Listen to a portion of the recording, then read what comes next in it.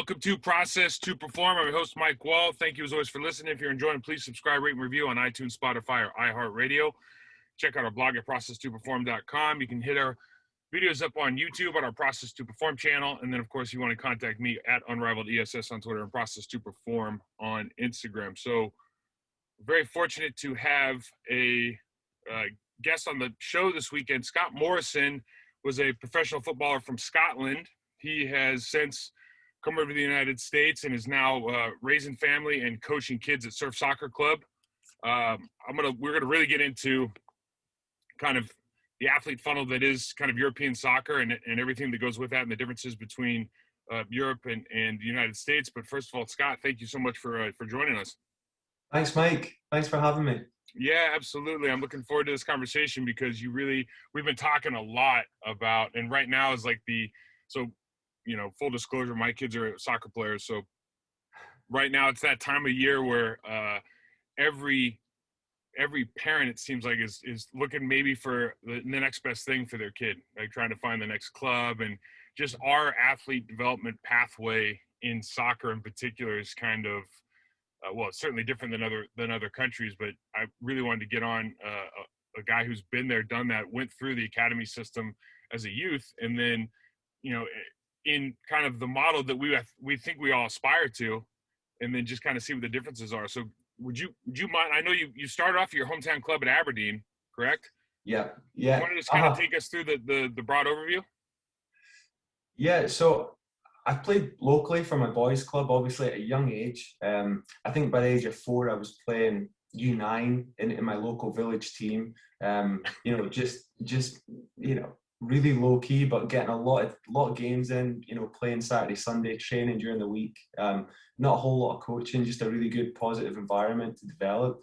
And then I got spotted at a summer camp at the age of 9 by an Aberdeen scout, and that's what they do. They host camps for all the local kids, and then they look to identify talent, and got spotted. And then there still wasn't too much going on in the way of an academy back then at Aberdeen, but they kept an eye on me, and whenever there was an opportunity to train after school, they would invite players out that they're looking to identify. And then as things developed, you're still playing with your boys' club and they're watching you play for them. And then we started training 3 days a week with Aberdeen, still playing for your boys' club at the weekend. And Aberdeen would put together select games every couple of weeks or once a month. What age was that, Scott? What age was that? Yeah. That was about age 12 at that point. Then you started, playing for Aberdeen and showcasing yourself against other professional academies. And then I was still training with other pro teams at the age of 13, 14, other teams in Scotland, although I was still training with Aberdeen. There was Leeds United were interested, a couple other teams in Scotland as well. And then by the age of 14, you then have to sign a schoolboy form. And that club then has sort of first rights on you when you leave school. So that's when I sort of finally committed to Aberdeen, which for me was a no-brainer because they'd shown a lot of faith in me and local team. And so I signed with them at 14 and then left school by the age of 17 and turned pro then. So can we back it up though? So you were at, first of all, when you start playing, you're playing for like your village team or your town team. Yeah. Right. And is there one team? Yeah, I'd say one team in each age group. Yeah. They probably push together some teams as well. So there's kids of all age groups. Like I said, I was playing U9 at 4 or 5, and it was just a great environment. That is, well, you play U9 at 4 or 5 is pretty remarkable. So, but you're playing for this is like how when I grew up, it was okay, wherever town you're living in, that's the team you're playing for. Right. Right. And so this is kind of this progression makes a little more sense to me, right? Yeah. And then when Aberdeen comes along, everything is they're cutting the bill for all your training and any games you're going to, any tournaments, right? Yeah. Yeah. So then it's all paid for, and once you decide to sign for them, you're just saying that.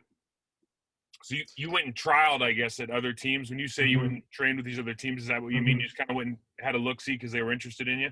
Yeah, see if they were interested in you. But that's right. at the age of 14, Aberdeen, the professional clubs are then looking to get something, a commitment from you for all the time that they've invested in you. Yeah. And then eventually down the line, they're looking to get some money back if they sell you on or you get a transfer. And so, but before the age of 14, I know that's different now. Kids are signing contracts with academies at a younger age, but it was 14 at the time, and it was good to finally sign for them. And then they invest in you a little bit more though. And then by the age of 15, I was playing with the youth team at Aberdeen, 16 with the youth team, and then 16 I started playing for the reserve team, which was the U21 team. And you're also getting integrated with professionals, because the professionals that aren't playing on the Saturday then play for the reserves on the Monday night. And so by the time 16, you know you can handle yourself around pro players. And then 17, I made my debut for the first team, and then you're still on a youth contract then, because they know it's an important time of your development in Europe when you're 17, 18, 19. That's when you learn, you know, if a player is probably going to make it or if not. So, but you're so you're playing against grown men at 16 years old. Now, are you, even in this environment, are you an outlier, or is that pretty common for your peer group in Aberdeen? You know, that was common. It's just it's that age, 16, 17, that you might not be able to handle it physically. Like, I was quite undersized physically, but they just know that you have to get in that environment at that age, you know, 16, 17, just to see if you can, you know, cut the mustard almost. And they know you're not the finished article then. But, you know, I think only 2 players from my Aberdeen youth team went on and played in the first team, but there wasn't many from my youth team that made it. But the youth teams prior to that, there was a lot more players went on and played in the first team. So it just depends. There wasn't too many in my team that made it, but again, players move on and maybe make it another club as well. So the players that don't get the opportunity at Aberdeen at 16, 17 still have time to then find another opportunity, and maybe that's a better fit for them, and then they end up, you know, making it as a professional later down the line. Scott, when let's say a player. So I have 2 questions. One, you had said before off camera that you had told me that, you know, one of the interesting things about that model is that the coaches at the younger ages are kind of paid or graded on how many players can make it, right? They're not worried about 13-year-old results. They're worried about how many players can make it. So that right there is just kind of mind-blowing for people here. And then the second is, who is the advocate for that 16 or 17-year-old that maybe isn't playing at Aberdeen? So, you know, you move up and they say, oh, shoot, you know, Johnny's not moving up. Who's the advocate to move them? Is it worth, because they've signed that contract, is Aberdeen trying to actively push them to another club at that point? Or is it like the parents? Who is it who's trying to be an advocate? I think there is an agreement that if a club's had a player from a young age and they can't offer them any more opportunity at Aberdeen, I think there is a feeling that they want to help the player develop somewhere, you know, and still push that player on. And it's just the culture there, and it is a good culture in that way. And you want to see people succeed. And you know, the problem is, there's so few opportunities at the first team level that if you can't fit in, maybe there's just players ahead of you in that position, and you know the player signed a long-term contract and it doesn't look like that player is going to break into first team, then you know maybe another manager is looking for a young player in that position, and so the opportunity then opens up somewhere else. So I know agents do get involved more so, but clubs generally speak to clubs as well and try and help each other out and help move players on to give them opportunity. I think there's some great stories as well now with the likes of James Vardy, who grew up in the Sheffield Wednesday Academy and then didn't make it, you know, ended up dropping down to the 6th tier of English football, and then playing for Fleetwood Town and having a great game, and then Leicester signed him, and then before you know it, he's breaking, you know, goal scoring records in the Premier League when he's 28 years old, and he won the Golden Boot, I think, when he was 32 years old. So I mean, that's a great story of how a player can get a knockback and then go somewhere else and find his feet. Andy Robertson as well, he's another one at Liverpool. He grew up in the Celtic Academy and didn't make it. He was undersized, dropped down to Queen's Park. And there's a famous tweet. I think he tweeted that life's not fun when you don't have any money, or something like that, when he's 17, working part-time at Queen's Park. And then he ends up getting it to Liverpool and then winning the Premier League and the Champions League when he's 25 as well. So that's the other thing with soccer. Players are really peaking later than maybe in other sports in America. A lot of soccer players don't peak till they're maybe 28 years old, or around about that age. Mm-hmm. Why do you think that is? Well, I think physically, European players maybe develop later, and then by that point you've had maybe 5-10 years of professional playing experience as well. So now you have the experience. You're still in great shape. And then just that combined really sort of clicks for some players at a later stage in their career. I always felt that my best that I ever was, and it coincided, of course, right around when the time I got hurt, but right about 27, 28 years old. Yeah. I thought that my mind had caught up to my body finally. Right. That makes sense. You're kind of completely in the pocket every time you're out there. Like, you know exactly what you need to do to get ready, and physically now you're at that point where you're not gonna, no one's gonna beat you physically. You're still peaking. But yeah, it's right about that age, and you can still play it. Guys now are. I think the difference in America is we've always know how to build really, really good athletes, but they're not necessarily good players. Right. You just know how to build good athletes. So when you say the European might physically develop later, but they're actually they have the important stuff down already, right? Yeah, and I think that's a pattern in these players that don't make it at a young age at a big club, like Andy Robertson didn't make it at Celtic, James Vardy didn't make it at Sheffield Wednesday. I think Jack Harrison's a great story now, who's at Leeds United doing really well. He was in the Manchester United Academy from the age of 6, and he moved out to America at 14 and went the college route out here. But they've all had really good football educations from a young age at good clubs, and they've all had really good coaching as well. And I think that's what stood them in good stead to then be successful later. Once they developed physically, just sort of learned how to make an impact, because maybe they weren't able to make an impact when they were smaller. But that's always a pattern. I think good coaching. They've obviously focused on the technical game a lot, and it was the physical side of it that was holding them back. So. That's interesting that you find that same as well when you're 28 years old and things start to finally click. I think you start making better decisions, don't you?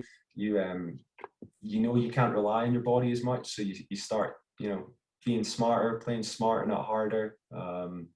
So I would say in America there's a race to be a top player at 8 years old, or because you're trying to be seen and you're trying to be the best player at a young age, but you're not trying to peak at 8. You're not even trying to peak at 18. You're trying to peak at a later stage. That's interesting too. Like the idea that you're not even trying to peak at 18, or not peak is the wrong word, but like there's this idea that the U.S. athlete funnel, right? You take the biggest, strongest, fastest kids, you throw them in the funnel. Yeah. And it's just all about your team winning games. Yeah. So these kids, some kids will fall through the funnel and you'll come out the other end, but a lot of them still just don't have it up top because they haven't been taught, to your point. If you're not spending time developing like the technical on the front end, it's like when you get to the back end, everybody else catches up. There's a great show on, I think it's on Prime Video. It's called Man-Child. It's about this guy, Shea Cotton. And he was, when I was growing up, he was the absolute best basketball player in high school. Probably the best. He could have been the best player at college. They said he could have played pro at 16. Kobe Bryant, he used to work Kobe. He used to work Kevin Durant. I mean, or not Kevin Durant, Kevin Garnett. But he was the best. Okay. Paul Pierce. He used to work everybody when he was in high school, and he was younger than them. And and then it's kind of the same story for different reasons. That person doesn't make it, right? And he was a hardworking kid and everything. but you just kind of, as you're following the story along, there's some very crucial pieces of Mhm. development that are actually typecast by your struggle for some reason early on. Like you almost have to struggle in something. Mhm. Like if Yeah. everything's so easy, it's like Mhm. when adversity hits, what do you do? You Right. know? Yeah. No, that's a great point. When you talked about when you talk about like technical development, and you talk about developing the individual kind of from early on, and that being more of a priority in the clubs over there, and that's, I think Mhm. that's in stark contrast, honestly, to what we do Mhm. here. Mhm. Um, what if you have players that you know a lot of players in San Diego County? We have a lot of talent down here, and Mhm. what kind of advice do you give players? And they're like, "Listen, coach, I want to go to college and play. I want to try to get a pro contract. Like those are my big aspirational goals. Like Mhm. what is the first thing you say to those kids?" I think it's good to have goals, and that's something that us kids in Europe, I think we do a good job of that because it's within touching distance. I think more so in Europe, you want to play for the local team or you want to play for a professional team, and so you kind of have a goal in sight, and I think everything starts by having a goal, and so I think in America. The goal hasn't been within touching distance for a lot of kids playing soccer. It's very difficult to make it professionally. College, it was easier, but even that's getting very difficult now. It's getting competitive. So I think you want to set a target, and if you want to be a professional player now, there is more opportunity in America. Um, it's either going through an academy at a young age. Some players have gone to Europe at a young age as well, like your Christian Pulisic's.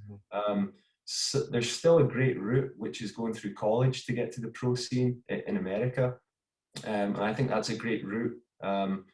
Still a lot of ex-college players playing in the MLS. And now the MLS is actually starting to move players onto Europe as well because they've realized that that's there's value in that for the league, for the owners, and for the players as well to gain experience playing in the MLS. So it's not a case of now if you want to be a professional player in America and you want to play in the MLS, that's it. So there's now a lot more pathways for kids in America, but I would say it starts from just developing at a young age and just focus on the short term, focus on your technical development, just focus on being the best. I think if you can be the best in your area, you're going to get seen, you're going to get spotted, you're going to get identified, and then you just never know in sport, do you, where the opportunity comes from, do you? That's something that sometimes you can't predict. You can't focus on that too much, but I think you focus on yourself, focus on the short term, and then there's certainly a lot of opportunity out there for kids now, which is great. Yeah, and it's kind of a double-edged sword, right? Because with all of the social media, with all the YouTube videos, Yeah. you can project, like people project what they want to project now Mm-hmm. into the world, and it's not necessarily reality. Mm-hmm. Um, Yeah. you know what I mean? So Yeah. so but I always really like the idea of the short term goals and trying to stack. I just call it stacking wins. Like I want to stack as many wins as possible, no matter what we're Yeah. doing, right? So Yeah. so one way or the other, and Yeah. the idea of it's just such a great. It's just so it's because it's so simplistic, right? Oh, if you're the best, that's what I always tell kids. I'm like, well, if you're the best, Yeah. someone's gonna find you. Like it's not, Yeah. this isn't the Yeah. Stone Ages. Like what, if you're good, you'll get found out. But can you Yeah. speak can you speak a little bit more to, because here's what I see as the problem, right? And I'm personalizing this a little bit, but Yeah. a lot of people in my generation who grew up in America grew up as basketball fans, football fans, not really Mhm. soccer fans, right?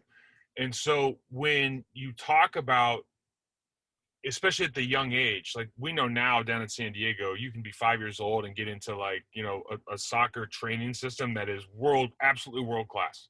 Mhm. But if you don't have access to that, or you don't know what that, you don't really know that much about the sport, I think what happens is you get to, you could get to, 8 years old, 9 years old, 10 years old, and then you start seeing that all these kids are, all of a sudden, these kids around you are really, really good. Mhm. And you don't have necessarily the wherewithal to know how to improve your kid. And so the model for us is always, you know, if I went back to the football model, I'd just say, okay, well, I'm just going to make you a better athlete, right? And now we fall into the trap that we just talked about. Yeah. So, Yeah. so with these kids, knowing that they're probably going to be okay on the physical side compared to their peer group. Mm-hmm. When you start saying like, hey, you need to train your technical, right? For example, Yeah. can you elaborate on that a little bit, aside from, obviously we're talking about things now I think that are probably outside just like team practice. Mm-hmm. Yeah. It's really like we said, training with a purpose, Mm. and working on the things that you're not good at as well. I think it is important, away from your team environment. Too many kids don't want to make mistakes in their team environment, and then they don't want to practice on the things they're not so strong at. That's something I did a lot of, even if it was hitting a ball against the wall with your right foot, or turning, checking your shoulder before you turn. You can do all these things on your own. And that helped me when I made it to become a professional, just having worked on those little parts of your game. So it's really working on things you're not so good at and just being a well-rounded player. And that really then gives you the platform when you're in your team environment to really impress, and excel and be the best, because you're not making mistakes and you're not doing anything to take one step back, and you're constantly moving forward, and showcasing your talent. But it's great in San Diego. There is lots of opportunity, and it's not always a case of bigger is better. At a young age, it's just about training, being in a good training environment where you're getting lots of touches. You're making decisions, and you're going to get better. And then luckily there is players, coming out of San Diego now, making a name for the area. A lot of kids get into colleges. You've got Paul Ariola, who just got transferred to Swansea. I think he transferred to Swansea. Mate, you might be able to correct me, but there is players coming out of San Diego now, and they played for Chula Vista FC, or they played for smaller clubs when they were younger, but they just used that environment as a tool almost to get the reps, to get showcased, and then to sort of eventually make it in the pro game. Do you feel like a lot of those parents, when I maybe you don't know all the case studies, but as you look at the people that are kind of moving on, would you say that a lot of those families are soccer families by kind of like generationally, or do you think a lot of that is just the good old US, hey, we're going to figure this thing out and make it work? Yeah, I think in America there seems to be a balance. I think generally the kids that are, now you see the kids coming out of the MLS academies, they look like real soccer families. The families are really invested, and they've spent a lot of time with their kids at a young age to then get seen and get into these MLS academies, because that's so competitive now, at a young age. You do see other kids that have gone through the college route, like your Jordy Morris, up in Seattle. I think comes from a different background. That went through Stanford, and now he's a top player, and he's just moved to England as well. So I think those players are now the intelligent players. So there's now a balance of just pure soccer players, and then there is more intelligent players who are more coachable, and the game is getting more tactical as well. So I think in America, as you said, you make great athletes. And so these young players growing up in America have got all the tools. And some are smarter than others. Some are just pure soccer players. Like they just sleep, breathe, live soccer. Mm-hmm. And so they benefit from that side. Whereas the more intelligent players who are, physically capable of performing at a high level, they're easy to coach, and so they're going to have a trajectory that's right. They're going to gradually grow, and then by the time you're in the pros, coaches at that level want players they can coach. So that's such a good point. I was going to ask you, that was my next question, was what are kind of the character traits that if you're, I know you, so you're coaching, is your oldest group U13 right now? Yeah. Okay, but then your son's a sophomore in high school. Yeah. So he's U16. Yeah, so he's U16. So you kind of, I mean, and obviously you know all this anyways, but experience it from the kind of the parent and the coach standpoint now. What at that age? What are the character traits? If you're saying I need to foster these character traits in a kid who's, we're talking about kids now, they're pretty desperate for it, right? Like Yeah. what's important to you as a coach, and then when you flip that on its head and say, what are you trying to instill in your own kids? Yeah. So like you're talking U16 kids or maybe younger, U13? Let's take it from the perspective of both, if you don't mind. Yeah. I definitely see it at U13. You can shape a player a lot more at that age. They're less fearful of making mistakes, which I think is a good thing as well, because they're getting the experiences of making mistakes and you can quickly correct it. Um, they're obviously less physical at that age as well, so I feel like you can focus more on the technical side of the game. At U16, the game's got very physical all of a sudden, and you can't take that away from the game because it's part of the game at that age that you have to match up physically, or you'll get ran over the top of. But then you do have to switch it up and focus on the technical side of the game, which again is a challenge at that older age group, because the game does get so physical. But again, if you've worked on that at a younger age group, like the U13 age group, and just pure focus on technical ability, that helps later down the line. Yeah. Definitely, and that's like that goes into the characteristics. You want players that are really focused on the technical side of the game, and then that really sets them up for success later. U15, U16 age group. Yeah, that makes a lot of sense, and it's just again, it's just interesting because like I know a lot. I'm one of them, but I know a lot of kids that didn't even start playing football until high school, right? Yeah. And so the idea is, there's certain sports like soccer's a skill sport, basketball's a skill sport too, right? Yeah. Where if you don't Yeah. play every day, and somebody else is playing every day, and you got real problems. Like basketball, you can play, soccer, you can play Yeah. every single day. You can play it Yeah. walking down the sidewalk, right? Whereas football is my sport. If you want to learn how to block or to tackle, you got to buy a ticket. Yeah. Buy a ticket to go find a place to learn how to do it. So it's Yeah. easier to catch up, right? Yeah. So Yeah. I remember when I first got here, and I think this motivates. I know this motivates like my family. Yeah. When I first got here, my kids were way behind everybody else because I mean, I'm talking about like top players because Yeah. we just, we came from Florida. We're playing in AYSO and just didn't know any better. Didn't think they would want to play soccer.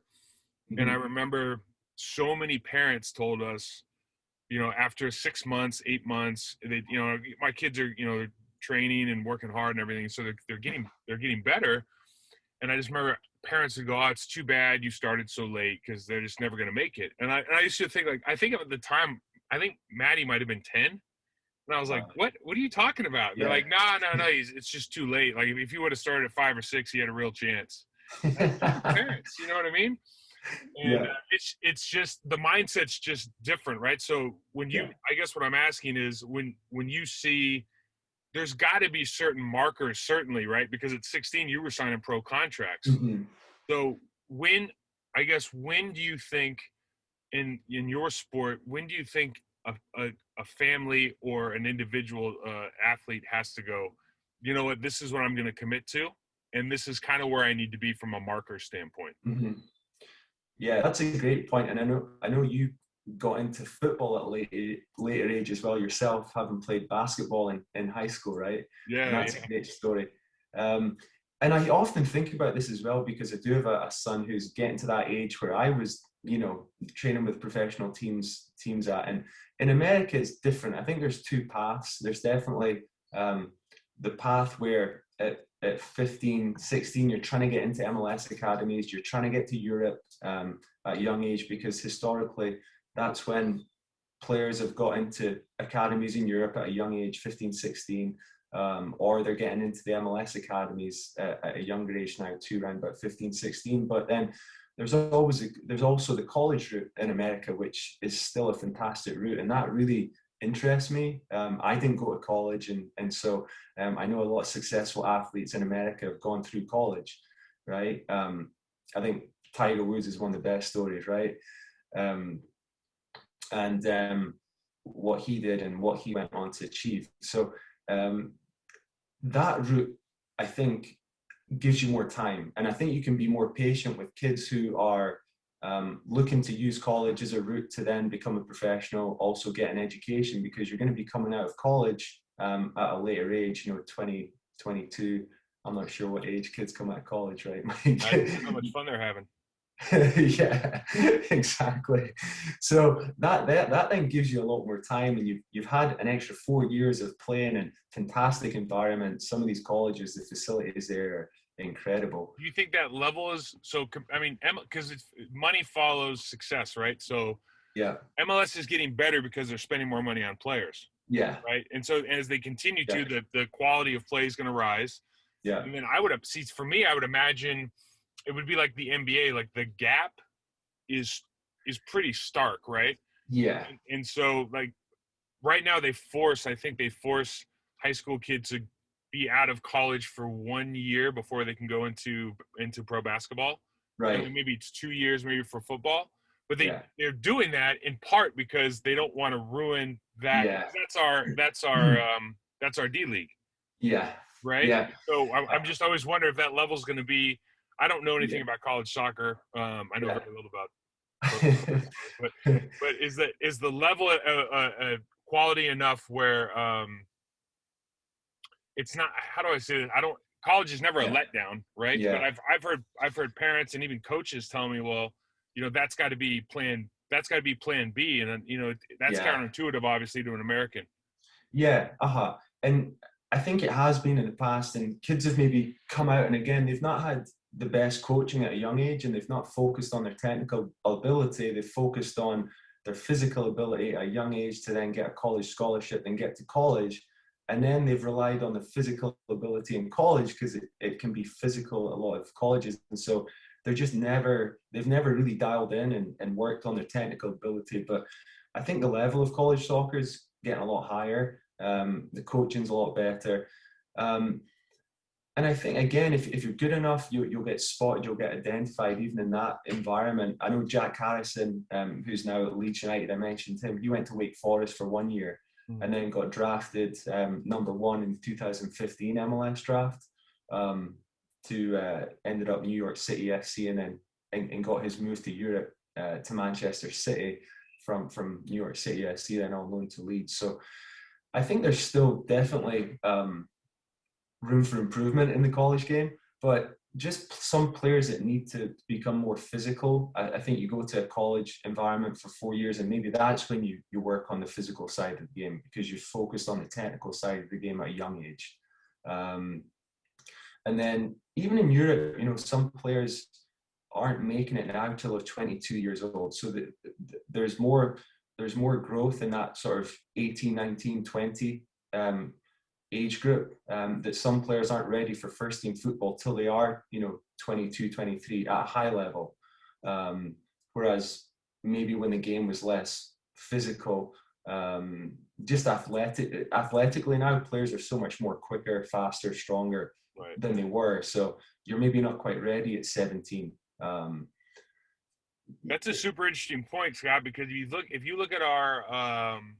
you look at the United States players right now that are internationals, how many of them are getting missing significant time because of injury, like big name guys, right? Yeah, I know. And they're all 17, 18, 19, 20 years old. And that is still that's that you're kind of supercharged with the hormones still, and your body's not quite finished growing. Yeah, That's a very good point. Yeah. Yeah, I know Pulisic picking up a lot of injuries at Chelsea, and and they might be in 2 years' time. They're going to be awesome. I mean, you look at the players that the US has now at their disposal. I mean, they're all playing at Europe. They're playing in Champions League. They're great to watch. They've got a real system of play for the national team now as well. They're actually enjoyable to watch too. And so, yeah, it's going to be exciting that group of players now when they've developed and played professionally for a few years.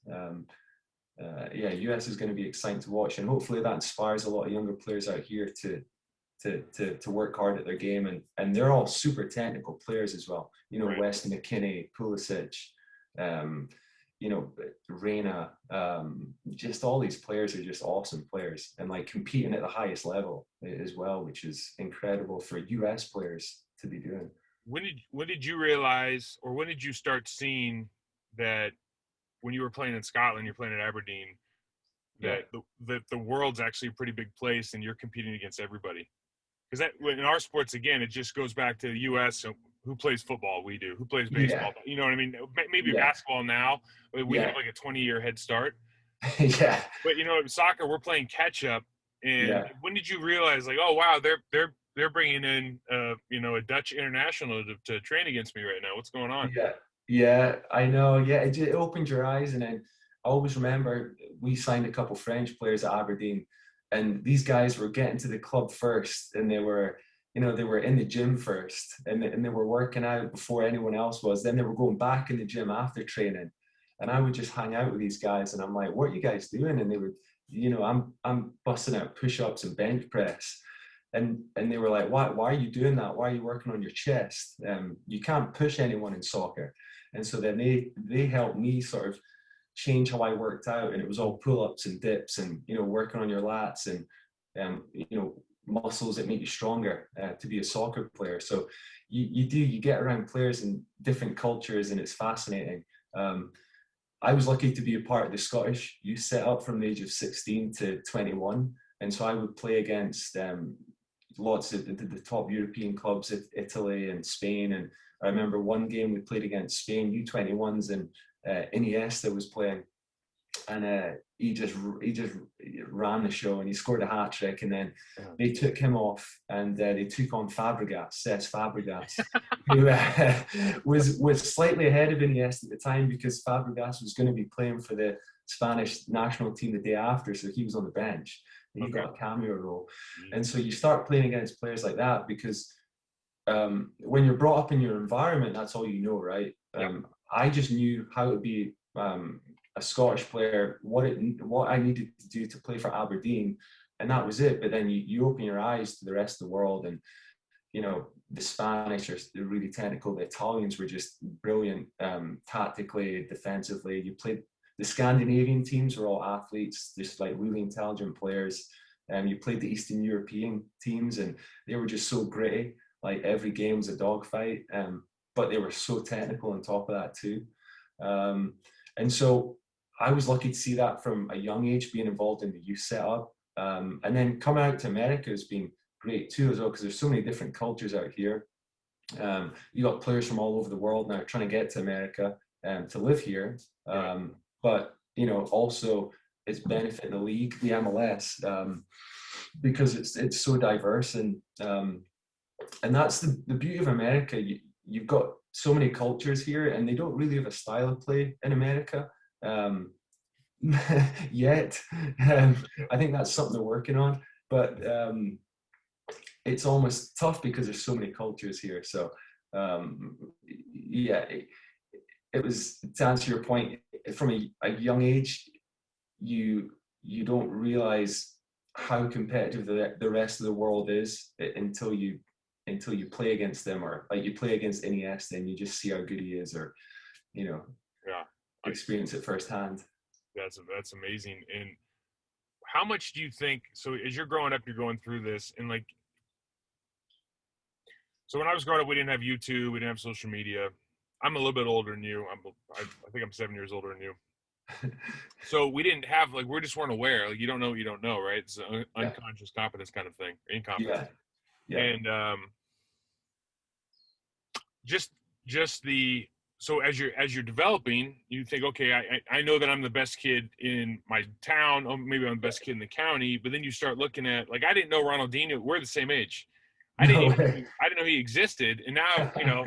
Like, wow, he was doing all that stuff. We didn't even know that was possible. Like, you know, level of, like, just, you know, again, like, just what do you do with the ball? You just put it in the goal. That's it. That's all you do. You know? Yeah. So there's so much that goes into kind of sports intelligence in general that I think we really discount. in the States a lot. It's always about, run, dive, tackle, shoot, whatever, almost by command robotic. And, were you a person that was just a big fan of watching the game and wanting to be a student, just wanting to kind of know the ins and outs of everything? Yeah, I was obsessed with soccer when I was young, and I still am. But I would love watching players, and like you said, I would watch players like Ronaldinho, and you just see what they're doing with the ball, and then you try and copy it. And or David Beckham, you would see David Beckham bending the ball and put it in the top corner. And I was lucky I had a football field at home at my house, and I'd have my dad put a tire up in the corner of the goal. I was trying to copy Beckham and fire these free kicks and put it through the tire. And so you just start practicing, and you do become obsessed with trying to do what the professionals do. But you're maybe trying it on your own, right? You're not trying it in the team environment, because then it looks like a bad habit maybe. Until you can really execute it and you're confident, then look to do it in a team environment. When we were younger, we'd do it on our own and in our own time, where you'd be playing in the school playground and you try it with your mates. Then you try these things that Ronaldinho's doing, the rainbows over people's heads and things like that. And that's amazing, because it just improves like balance, coordination, touch, everything. Just trying these crazy little moves, and you might not necessarily do it in a game, but it's fun to be able to do it and just. There's a lot of confidence that comes with that too, right? Yeah, exactly. And then it becomes a decision-making process. Is it really the smartest decision to do that rainbow over someone's head? I mean, Ronaldinho did it, but I can't even imagine how many times he did it growing up in the streets in Brazil, over kids' heads. And he probably didn't have the benefit, or he had the benefit of nobody telling him he couldn't. No, exactly. Until a little bit older, right? And I think that's where see, for me, and this is so football, for example, I remember all negative stuff. Right? You only remember negative stuff. So when you turn the ball over in soccer, I'm like, oh, the life's over. You can't turn the ball over. And my kids will be like, well, Dad, the ball gets turned over every 30 seconds, and I go, no, that's unacceptable. That doesn't mean that just means there's you're not worthy. And it's like, soccer becomes a little bit, especially now, you see a transition from Barcelona. The way they used to play their small passing style. It's a lot more of moments now, right? And you're just trying to create these moments, whether it's a counterattack or whatever. You're trying to create these moments, and if you focus on the moments, all of a sudden you start winning a lot of games. That's it. I know. Yeah, I know. And then they don't mind losing the ball. They're prepared to lose the ball, but they just want to get it back as quick as possible. Yeah. And then as you said, set them up for success, and they're so good at scoring goals just in just brief moments, and that's all it takes to win a game of soccer. So you don't have to have the ball the whole time. And even I'm learning to adapt myself as well, because I didn't grow up around possession-based soccer. In Scotland, it was almost like get the ball to the goal as quick as possible, and get the ball forward and play the game in their half. And it was very high tempo. And Scotland is still like that, but the more you can make the other team make a mistake, or the more you can test them and keep knocking at the door, you've got more chance of scoring. And so it's been good for me coming out here. It is more possession based, and I think the kids in America like that. They enjoy it. But I do get stressed out too when my team loses possession, and I shouldn't, because it's not all about that. Like yourself, and focus more on the moments, and and be prepared to lose the ball. And if you lose it, just try and get it back, and then be better, do something better with it next time. It's just the thing that's so great about some of these sports is I always used to go back to basketball, is the creativity and the individual style. Like, you can have your own style of play and still fit into a system, right? Where in football, you can maybe the running back position, maybe you can have kind of your own style, but everybody else, you kind of have to do what the scheme says you have to do, and you have to be able to execute it as well as you can. But it really comes down to, I don't want to say you're robotic, but everything is automatic, right? Yeah. If everything's not automatic, you're in a lot of trouble. And everything has to be automatic in soccer, but the Mhm. the outcome of being able to automate things in soccer is you actually have kind of more time to be more Mhm. creative to Yeah. infuse your style of play, and that's what's so. I think that's why everybody calls it a beautiful game, right? It's just Yeah. you get to Uh-huh. see that side of people. Yeah, you're right. But and when it is free flowing, players almost aren't thinking. They're doing it quicker than that. Yeah. Sometimes when they think, that's when they make mistakes because it isn't robotic. It isn't just a habit of doing it. So yeah, these teams playing at the highest level in soccer, they're not even thinking. They're just playing. They're just all on the same page. It's just so good to watch, isn't it? It's beautiful, as you said. Really, it is great. Listen, this has been awesome for me, just as a fan and as a parent. So thank you so much for taking the time. This is educational. Yeah, no, thanks, Mike. Thanks for having me. Like I said, it's great to always chat. Love soccer. I was obsessed. I still am obsessed. So any opportunity to talk about soccer, Yeah, you don't have to it's ask funny me how as twice. we get older, it's funny as we get older, you appreciate things differently, right? And Yeah. then you go through the parenting and everything, but the sports, it's like I always tell my wife, there's three things I need, and one of them sports, right? You know. Yeah. So, anyways, Definitely. Scott, thank you so much. Yeah, we'll talk soon, and I really appreciate it.